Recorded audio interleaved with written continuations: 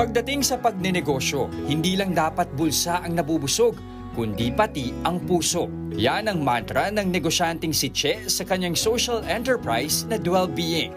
So Dwell Being is dwell for your home, for bahay, and well-being for your wellness. It started kasi yung anak ko may eczema tsaka rhinitis noong pandemic. Tapos I needed to find a solution para hindi magpantal-pantal yung kamay niya. Nagkataon namang mahilig magdiwang ang pamilya ni Che at dito na nagsimula ang isang bright idea. Kasi ang dami talagang bote everywhere. And it's funny kasi it started with my family. Right. Family ko kasi family of drinkers. Pero pag titignan mo yung shape ng bote, actually maganda yung mga shape nila. So sabi ko, ito may potential. Just in time naman sa Christmas season, ang mga paunang produkto ni Che, ginawa niyang pangregalo. Tapos yun yung mga feedback na nakuha ko rin. Ang ganda nito, ang bango, ganun-ganun. Hindi pa siya negosyo niya? Wala pa. Doon na nagkaroon ng parang light bulb moment. Ting! Pwede kong pagkakitaan to. Nagsimula si Che noong 2021 sa 100 bote ng kanyang lemongrass liquid soap. First month namin walang bumili. Walang bumili? Walang Pero lahat bumili. yung produkto mo, puro ano lang, yung pang-hand wash. Oo, ito lang. Sorry, oo. walang bumili. First month namin walang bumili. It started, nag-turn around siya when someone, a celebrity, purchased our item.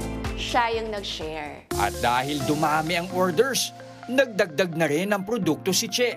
Gaya na lang ng shampoo bar, essential oil at maging toilet cleaning bombs. At lahat ng yan, gawa ng mga komunidad sa iba't ibang sulok ng bansa.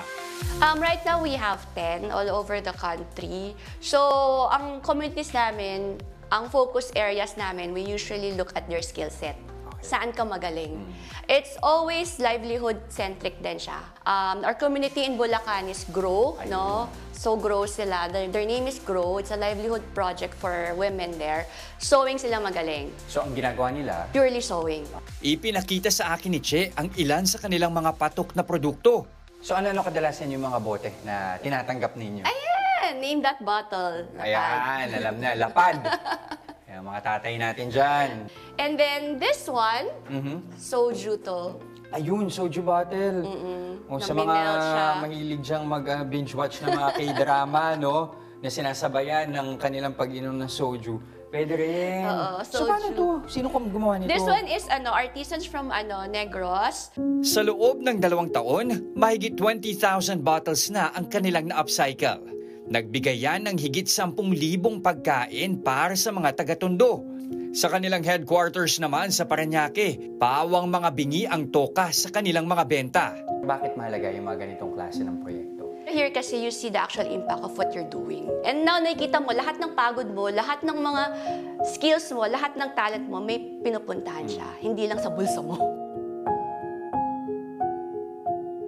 Mga kapatid, Jess De Los Santos po, huwag magpauli sa mga umaaksyong balita at napapanahong issue sa bansa.